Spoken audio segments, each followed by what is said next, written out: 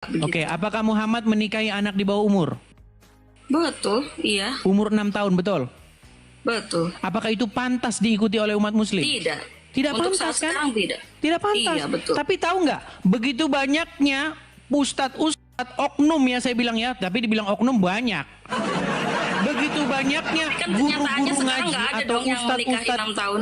Oke, begitu banyaknya guru-guru ngaji atau ustadz-ustadz di pondok pesantren yang mereka itu melakukan yang tanda kutip terhadap anak di bawah umur di pondok pesantren. Iya, itu miris sekali memang. Iya, iya. Iya, betul, betul, betul.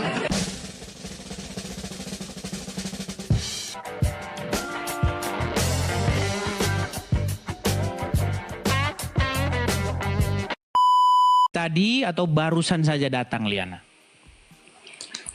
Lumayan menyimak, agak lama. Gak lama. Berarti sudah menyimak sejak tema awal ini ya? Ya, Ya. Jadi Liana, apakah saya katakan ini fitnah bahwa ada sekelompok umat muslim kemudian melakukan konser, tapi ini kamera sedang mengarah kepada seorang wanita muslimah yang menangis-nangis sambil tangannya begini. Apakah ini saya fitnah? tidak, Gambar ini? tidak. Asli ya? Fitnah itu, asli. Asli ya. Ini kejadiannya teman-teman kalau tidak salah itu di Pekanbaru ya teman-teman ya. Di mana umat muslim dia konser ya. Mereka menangis-nangis terseduh-seduh bahkan jingkrak, joget-joget. Mereka berseru-seru memanggil-manggil Muhammad, betul? Betul. Lina, sekarang kita jujur-jujuran. Kalau Boleh. ada orang Islam bilang sering ejek nih, Kristen itu ibadahnya seminggu sekali, udah gitu kayak konser, joget-joget. Pernah dengar istilah itu nggak? Belum pernah dengar, belum pernah dengar.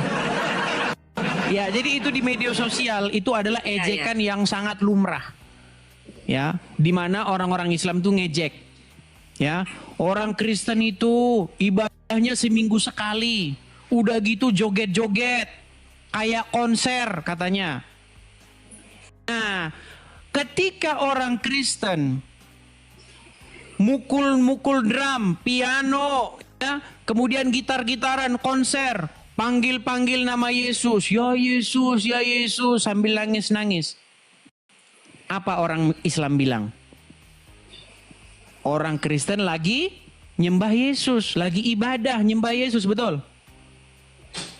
Sekarang umat muslim nih, mereka pakai piano, pakai gitar-gitaran, pakai drum. Mereka berseru-seru memanggil Muhammad sambil joget-joget, sambil nangis-nangis. Kira-kira kalau kami orang Kristen bilang, orang Islam lagi ibadah nyembah Muhammad. Sama nggak kira-kira? Kalau lihat konteksnya mungkin sama, Iya. sama. Berarti kamu sudah mengakui bahwa umat muslim pun joget-joget, memanggil-manggil Muhammad, beribadah, menyembah. Dan bahkan pernah lihat konsernya. Iya, berarti Anda setuju bahwa umat muslim pun melakukan penyembahan kepada Muhammad. Kalau saat nonton konser mungkin bukan lagi nyembah, mungkin itu cuma lagi mengingatkan begitu. Inilah saya bilang nih standar ganda. Enggak standar ganda. Di mana bedanya Kalau coba? Begini Lina nih. Bukan lagi ritual gitu loh. Nih, Kalau Alina, kita kan ya, nih. ritual Saya di kasih tempat yang contoh ya, suci, nih. begitu. Oke. Kira-kira harus saya kasih contoh nggak? Kalau waktu orang Kristen ini, waktu orang Kristen menyembah melakukan konser juga. Nih ya. Sebentar ya. Sabar.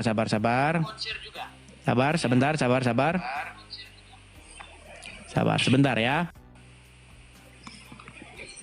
Nih, saya balikkan kamera saya. Nih. Lihat ya. Nih Lina ya, saya besarin suaranya. Nih.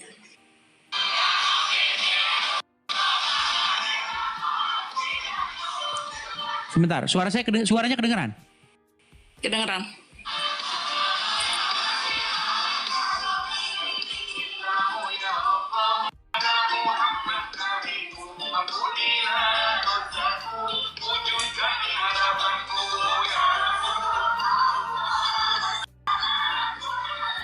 Lihat, mereka konser kan? Betul konser? Di dalam konser tersebut mereka jingkrak, betul? Iya betul. Bahkan ada yang nangis-nangis, betul? Mungkin Yang dipanggil siapa? Muhammadku, dengarlah seruanku, betul? Betul. Nah, orang Kristen juga konser, betul? Coba lihat yang orang Kristen lagi Oke, konser. baik. Kita lihat ada orang Kristen yang konser juga, yang jingkrak-jingkrak juga. Baik, kita kasih satu lagu ya. Kita kasih lagu ya.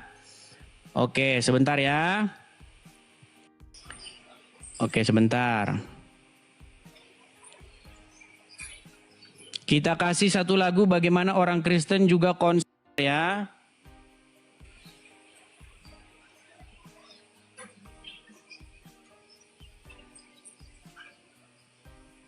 Kita kasih satu contoh bagaimana orang Kristen ketika konser. Misalnya kita kasih lagu apa ya? Nih, tapi nanti kena copyright nggak ya? Teman-teman yang lagi nonton di YouTube, hati-hati kalian kena copyright nih ya. Nih kita lihat, kita kasih contoh ya. Misalnya nih. Nih contoh.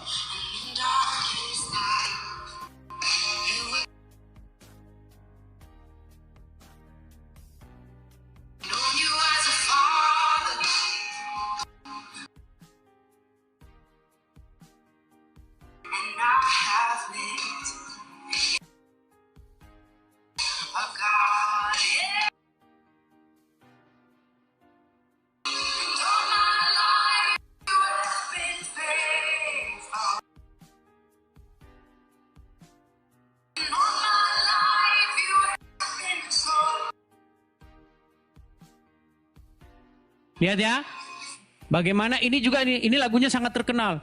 All my life you have been faithful, ya kan? Ini lagunya Goodness of God ya, kebaikan daripada Tuhan. Nih, ini sudah ditonton 180 juta manusia ini. Sama, kalau Anda lihat lagunya Haddad Alwi juga, nih Rindu Muhammadku judulnya ya, nih. Rindu, sebentar. Rindu Muhammadku. Sebentar ya. Saya akan tunjukkan juga ya. Ini lagunya dari Haddad Alwi juga. Ini juga sudah ditonton banyak orang nih. Kalau ini masih sedikit nih, 106 juta nih. Ya, nih. Nih ya. Dong. Lagunya sama. Nah, ketika orang Kristen ya, seperti Anda bilang konser, nyanyi-nyanyi, ya memanggil-manggil nama Yesus. Kalian bilang lagi nyembah Yesus, betul? Bukan saya yang bilang loh. Ya umat Muslim lah intinya, betul? Betul nggak? Oke. Nah, terus kenapa ketika umat Muslim melakukan hal yang sama, kalian tidak ngaku lagi nuhanin Muhammad, lagi nyembah Muhammad? Oke, siap saya jawab ya, Bang Silakan. ya. Silakan. Saya di sini nggak lagi berdebat. Cuma yang mau saya counter di permasalahan ini tadi yang Bang Edis debat sama Bang Azab gitu, yang mengatakan kalau konser itu haram, begitu. Saya juga ini minta maaf sama teman-teman saya yang nonton di sini yang Muslim, tolong hentikan ya mengejek-ngejek agama lain. Tolong please hentikan ya. Baik itu ibadahnya atau segala macamnya, jangan sampai mengejek. Mengejek nanti jadinya begini nih, jadi seperti ini. Dibahas kan nggak enak ya kita semua ya. Tolong stop itu.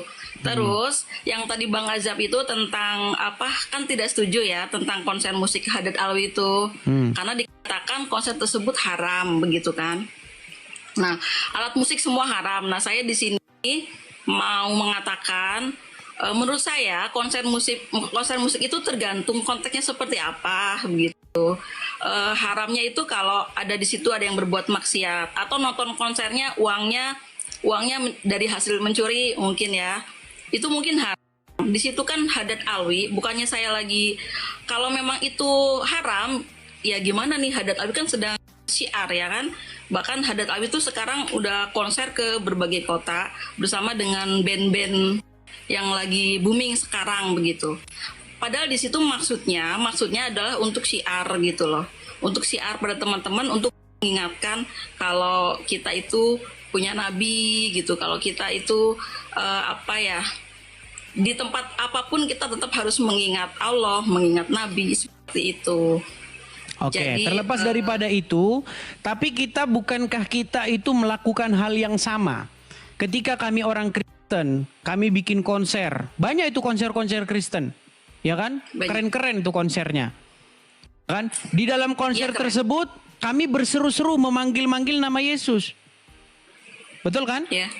Nah, umat muslim melakukan hal yang sama kan? Dalam konsernya mereka manggil-manggil nama Muhammad kan? Nah, ini makanya saya bilang, ketika orang Kristen konser, joget-joget, nangis-nangis, memanggil nama Yesus, orang Islam bilang apa? Orang Karesteng lagi ibadah nyembah Tuhannya. Makanya saya bilang stop. Sekarang kenapa ketika umat muslim melakukan hal yang sama, kalian protes ketika saya bilang, orang Islam lagi nyembah Tuhannya. Lagi nyembah Muhammad, nah tapi di kuburan. Tuhannya lagi di kuburan. Ketika saya bilang begitu, kenapa kalian marah gitu loh? Artinya begini loh Liana, ketika ada orang Kristen datang hajatan, orang Kristen datang hajatan nih, ya kan, ambil makanannya gede, satu piringnya penuh. Orang Islam gosipin, tuh orang Kristen makannya banyak. Tapi giliran orang Islam sama melakukan hal yang sama, ngambil makanan sampai penuh segini piringnya, orang ke Islam nggak ngaku. Ini kami makannya dikit. Ini makanya saya bilang standar ganda, nggak boleh begitu. Betul, setuju. Jangan kayak gitu, teman-teman Islam, nggak boleh begitu. Jadi jangan kalian gini nih, sering ejek Kristen ibadah kayak konser, ternyata Islam ikut-ikutan. Nah, begitu. Oke, Bang Edis, tapi kan kalau dibilang di situ sedang menyembah di lapangan konser, mungkin memang banyak umat Islam yang nggak mau terima kalau dikatakan itu menyembah, begitu. Ketika orang Kristen begini-begini, nangis-nangis, panggil-panggil Yesus, dengan mudahnya orang Islam Ya mengatakan kan memang menyembah. Tuhannya Yesus. Gimana? Memang Tuhannya Yesus, berarti sedang menyembah. Ya memang betul. Tuhannya. Dan orang Betul, Islam mengakui kan? Muhammad itu Robnya. Gimana? Loh. Muhammad itu Robnya umat nggak? Udah, saya nggak mau ditanya itu lagi. Nah. Muhammad itu Robnya umat muslim. Yang ngomong siapa? Yang ngomong pakar-pakar agama Islam. Tasik Ngaji, Yusuf PI, Rifa, Gus Wafi, Daman. Mereka mengatakan Muhammad itu Robnya umat muslim. Iya. Iya. Jadi intinya ya, saya ini 13 tahun loh memperdalam agama Islam. 13 tahun, bukan waktu yang sebentar itu. Kalau umat muslim 40 tahun masih belajar huruf huruf hijayah, alif, ba, ta, sa, itu. Jangan begitu juga Bang Edis, nggak begitu juga. Loh, iya memang begitu. Umat muslim seumur hidupnya habis waktunya membaca huruf Arab. Belum sempat dia baca artinya sudah meninggal duluan. Coba dia sempat baca artinya, pasti besok pagi dia bangun bukan dalam keadaan Islam lagi. Loh, ketika umat muslim membaca Al-Quran, akui nggak Rina, bahwa mereka membaca Al-Quran bukan mau cari artinya, mereka mencari pahala, betul? Betul. Iya, nggak dibaca artinya. Betul, Ketika sebagian saya besar membaca begitu. Al-Quran, Karena- saya baca artinya, saya cari artinya apa maksudnya. Ternyata ketika saya baca artinya, kamu boleh menggauli siapa-siapa yang kamu ingini. Wah. Apa kata Aisyah? Sesungguhnya Aku tidak pernah melihat Tuhanmu kecuali begitu cepat menuruti hawa nafsu. Itu kata Aisyah. Iya kan? Oke, ya. Gitu. Tapi intinya beginilah Lina ya. Intinya saya berpesan kepada kamu untuk memperdalam agama Islam. Apa itu agama Islam? Ya. Bahkan kemarin-kemarin kamu sudah sempat mengakui loh bahwa ada hal-hal buruk dari Muhammad yang tidak perlu kamu ikuti. Betul nggak? Betul. Iya. Lalu kenapa kamu menjadikan Muhammad sebagai suri toladan? Kalau kamu di detik yang sama meyakini ada hal-hal buruk di dalam diri dia. Bukankah yang Saya yakin sepantasnya... Muhammad itu akhlakul karimah, tidak ada hal buruk gitu. Kemarin katanya ada. Oke, apakah Muhammad menikahi Ada anak hal di bawah umur? buruk di hadis yang seperti itu, memang kita jangan ikutin gitu kan, memang konteksnya beda. Begitu. Oke, apakah Muhammad menikahi anak di bawah umur? Betul, iya, Umur 6 tahun, betul? betul. Apakah itu pantas diikuti oleh umat muslim? Tidak. Tidak Untuk pantas saat kan? sekarang tidak. Tidak pantas. Iya, betul. Tapi tahu nggak, begitu banyaknya ustadz oknum ya saya bilang ya, tapi dibilang oknum banyak. Begitu banyaknya Kan kenyataannya guru-guru sekarang ngaji nggak ada atau dong yang menikahi ustadz-ustadz. 6 tahun. Oke, begitu banyaknya guru-guru ngaji atau ustadz-ustadz di pondok pesantren yang mereka itu melakukan yang tanda kutip terhadap anak di bawah umur di pondok pesantren. Iya, itu miris sekali memang. Iya, betul. Makanya Itu sekarang diajak- ini ada sebuah gerakan dari ibu-ibu supaya apa? Supaya tidak memasukkan anaknya ke pondok pesantren lagi. Karena apa? Trauma. Udah berapa kejadian guru ngaji dalam tanda kutip menganuin santriwatinya. Ada yang sampai hamil berapa orang itu? Iya, udah banyak kasusnya itu udah Tapi nggak kan itu kehitung. oknum, Bang Edis. Itu Oknum bukan tapi banyak representasi gimana? dari semua umat Islam. Masa oknum tapi terus-terusan tiap hari kerjanya polisi nangkepin ustadz di pondok Ya, pesantren. tapi itu bukan representasi dari Islam. Itu hanya oknum. Oke, sekarang saya tanya, menurut Al-Quran di dalam diri Muhammad terdapat suri tauladan yang baik, betul? Betul. Artinya apapun yang dilakukan Muhammad artinya sebagai contoh bagi umat muslim, betul? Betul. Lalu ketika umat muslim ingin menikahi anak di bawah umur juga, ingin mencontoh Muhammad, kenapa ditangkap polisi? Konteksnya nggak seperti itu. Nggak bisa kan, kita ada undang-undang juga yang mengatur. Sekarang pernikahan harus 21 tahun minimal, seperti itu. Ya, di dalam undang-undang perlindungan anak, siapapun Iya. yang dengan bujuk rayu, dengan paksaan, ya, maupun dalam ikatan perkawinan, bersetubuh dengan anak di bawah umur diancam dengan pidana 15 tahun penjara. Tahu? Betul. Ya. Iya. Nah sekarang gimana? Ayo. Coba. Ketika umat muslim ingin meneladani Rasulullah, ketika umat muslim ingin mengikuti sunnah Rasul, kenapa bertabrakan dengan undang-undang? Bukankah undang-undang itu melawan hukumnya Allah? Di dalam Al-Quran dikatakan, barang siapa yang memutuskan perkara tidak berdasarkan apa yang diputuskan oleh Allah, maka mereka itulah orang-orang yang zalim. Betul? Menikahi umur 6 tahun atau 7 tahun itu kan hanya perkecualian, mungkin hanya untuk Siti Aisyah gitu. Ini mah namanya ngeleh. Giliran ada ini. Oh, itu khusus ya. Kemudian, udah mulai jurus lama. Nggak seperti itu.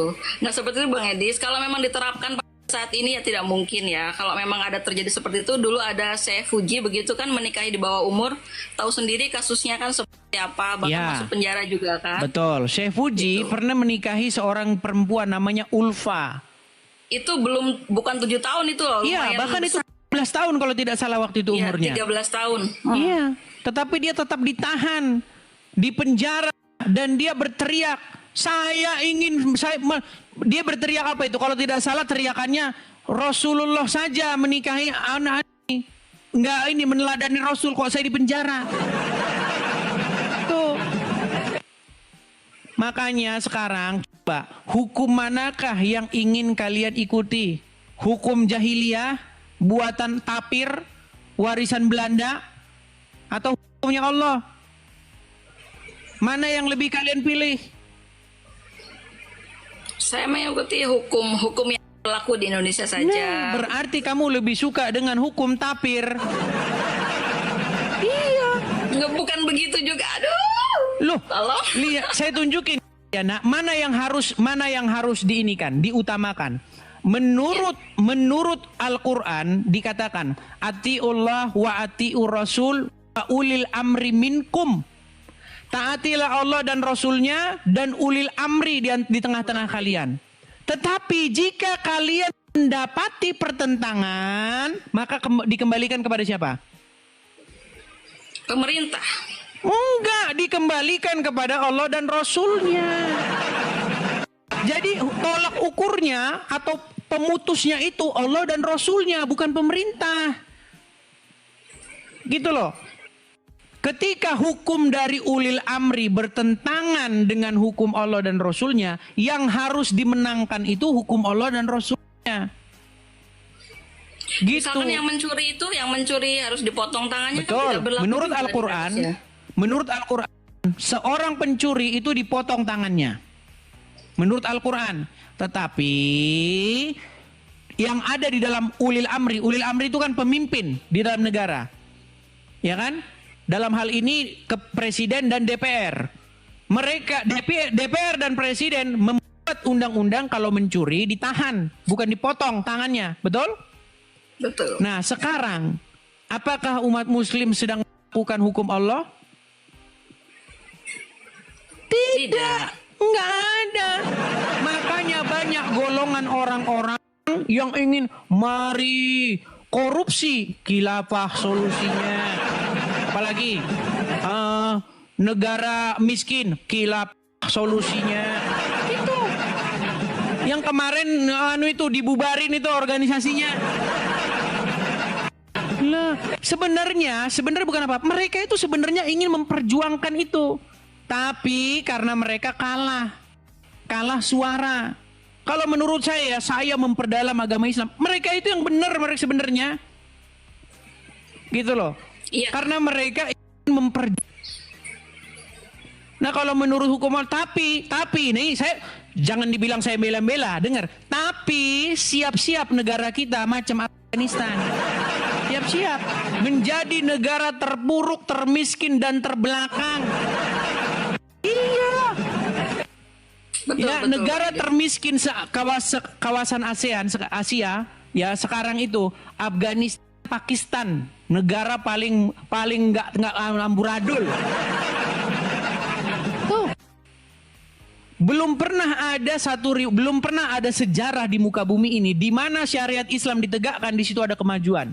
Di mana syariat Islam ditegakkan, di situ ada keamburadulan. Iya. Itu sudah ada dari zaman Muhammad. Waktu Muhammad meninggal, siapa yang menjadi khalifah? Umar bin Khattab, Abu Bakar, Ali bin Abu Thalib, Utsman bin Affan. Apakah kemajuan di sana? Bubar. Kemajuan dari mana? Yang ada perang sesama umat muslim. Perang Siffin, perang antara Muawiyah dengan Ali. Ribuan umat muslim tewas. Perang Karbala. Kemudian perang Jamal, perang antara keluarganya pihak Aisyah, ya. Kemudian Zubair bin Zubair, kemudian Talha melawan pihak Ali. Ribuan kaum muslimin tewas dalam perang Jamal. Ini biar teman-teman muslim ini ya, ini disangkain saya disangkain saya ngomong ngarang bebas nih ya. Saya tampilkan saja ini ya. Perang Jamal. Nih. Teman-teman muslim tahu nih sejarah kalian. Nih. Kita terjemahan ya, buka terjemahan. Pertempuran Jamal. Nih saya balik kamera saya biar kaum muslimin tahu nih sejarah agama Islam. Nih. Ini kalau syariat Islam ditegakkan ini, yang ada bubar. Nih. Perhatikan. Pertempuran Jamal nih. Perang Jamal adalah pertempuran yang terjadi antara pasukan kekhalifahan Rashidin keempat Ali bin Abu Thalib melawan pasukan oposisi yang dipimpin oleh Aisyah, Tolhah, ya, bin Ubaidillah dan Zubair pada Desember tahun 656 Masehi. Adalah sepupu dan menantu dari Nabi. Sepupu sama menantu bergaduh adu pedang. Nih lihat nih. Berapa kaum muslimin yang meninggal di sini? Perhatikan. Nih, pasukan dari Ali Banu Hashim nih melawan pasukan Aisyah, Tolha dan Zubair. Nih, orang-orang dari suku Kufa dan orang-orang dari suku Quraisy nih. Tokoh pemimpin nih, tokoh-tokohnya, korban nih 10.000 korban 400 atau sampai 500 nih 2.500 nih. Lokasi ini di Basrah. Ini sejarah umat Islam. Tahu nggak? Menurut Muhammad, Liana, biar kamu tahu ya. Menurut Muhammad, tahu nggak umat terbaik yang pernah dilahirkan oleh Adam? Generasi terbaik. Apa itu? Generasi para sahabat.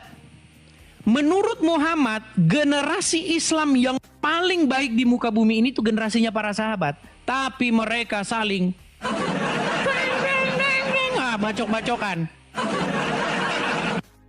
Itu generasi terbaik. Makanya saya bilang, ketika saya pelajari agama Islam, makin saya pelajari, pintu gerbang untuk meninggalkannya itu makin dekat. Iya.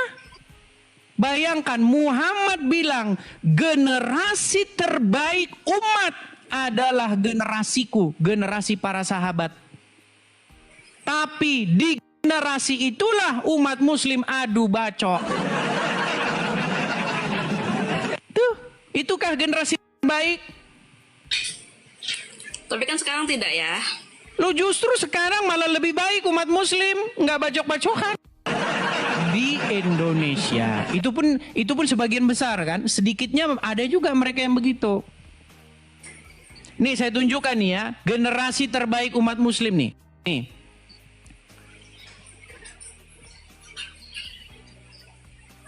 Nih generasi terbaik dalam Islam. Nih saya tunjukkan. Ya. Hadisnya saya tunjukkan. Biar kita ini ya. Generasi terbaik umat muslim. Biar saya tunjukkan hadisnya. Nih. Siapakah generasi terbaik di tengah-tengah umat muslim? Nih. Saya tunjukkan hadisnya. Sabar ya. Nih, saya balikkan kamera saya. Sabar Liana. Nih ya. Riwayat dari Imran ibn Husain bahwa Rasulullah bersabda, sebaik-baik umat ini adalah generasi yang aku diutus pada mereka. Sebaik-baik manusia adalah orang-orang yang hidup pada zamanku. Kemudian orang-orang setelah mereka, kemudian orang-orang setelah mereka. Nih. Ini Muhammad yang bilang, sahabat, banyak hadis-hadis begitu. Sahabat itu kesamaannya, mereka itu generasi terbaik, umat terbaik. Tapi di detik yang sama, mereka saling bertikai satu sama lain. Mereka berperang, bertempur dalam perang Jamal, perang Siffin, perang Karbala. Saya tunjukin lagi satu ayat. Ini ayat ini banyak membuat umat muslim murtad loh. Lihat nih ya. Ini, perhatikan. Ini ayat yang banyak membuat umat muslim tidak percaya lagi Al-Quran. Pernah di sini saya angkat ya dalam forum internasional. Ya, perhatikan nih. Ini dalam surat Al-Fat 29. Apa dikatakan? Perhatikan. Muhammad itu adalah utusan Allah. Dan orang-orang yang bersama. Perhatikan kata bersama ini ya. Ini adalah generasi para sahabat. Orang-orang yang bersama dengan dia adalah keras terhadap orang kafir, tetapi berkasih sayang sesama mereka. Perhatikan, Al-Quran bilang bahwa orang-orang yang bersama Muhammad keras terhadap orang kafir tapi berkasih sayang sesama mereka. Nah, kata berkasih sayang ini menjadi tidak bisa dipercaya. Karena apa? Karena faktanya mereka saling baku pedang, baku tikam, baku bacok dalam perang sesama para sahabat. Bagaimana mungkin ayat ini bisa dipercaya? Mereka mengatakan, Al-Quran mengatakan mereka saling berkasih sayang. Tetapi pada faktanya, pada kenyataannya mereka baku adu pedang. Coba dibalik dengan pengikut Tuhan Yesus. Ketika Tuhan Yesus naik ke sorga, apa pesan Tuhan Yesus? Supaya kamu saling mengasihi sesama kamu. Adakah para pengikut kelompok dari Tuhan Yesus mereka saling baku pedang? Nggak ada satupun yang demikian. Tidak pernah sesama pengikut Yesus, sesama murid-murid Yesus, Petrus misalnya berkonflik dengan Yohanes, pasukan Petrus ngangkat pedang, pasukan Yohanes angkat pedang, bacokan, nggak ada, beda. Makanya Liana, jangan tunda-tunda lagi untuk ganti rob, ganti Tuhan, ganti robmu, ganti junjungan. Maaf, saya masih Islam, saya tetap orang Islam, begitu Bang Edi. Terima kasih Bang Edis. Iya, tidak masalah lah. Artinya memang tidak semudah. Saya makasih banget. Di sini saya banyak belajar dengan Bang Edis, begitu. Iya, tapi nggak apa-apa lah. Artinya begini, itu tidak semudah membalik telapak tangan. Butuh proses yang panjang, ya kan? Karena selama ini kan kamu dari kecil sudah dibilangin bahwa Muhammad itu suri tauladan yang baik. Sahabat itu adalah generasi terbaik. Mereka itu saling berkasih sayang. Ternyata setelah saya bukakan fakta-fakta, ternyata yang dikatakan tidak benar.